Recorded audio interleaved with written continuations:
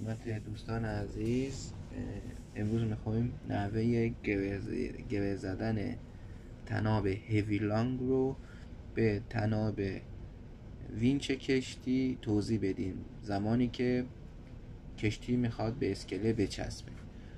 این فرض میکنیم تناب وینچ روی وینچ کشتیه و این هم یه تناب هیوی لانگه. تناب هیوی لانگ رو ما جمع میکنیم، پرت میکنیم برای ملوان اسکله و قسمت انتهای تناب هم رو کشتیه.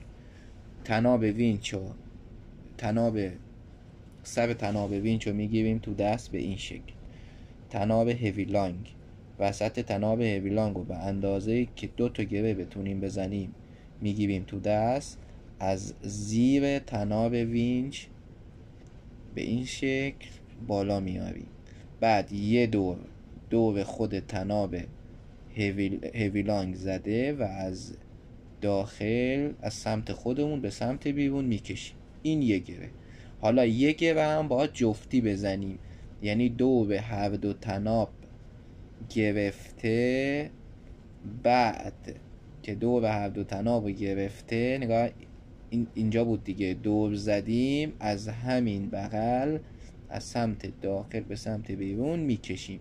این دیگه تناب، این دیگه تمامه و الان این تناب آمادن که این تناب وینچ رو بفرستیم از فیولید به سمت اسکله و ملوان اسکله سر تناب رو میکشه و کار تمامه.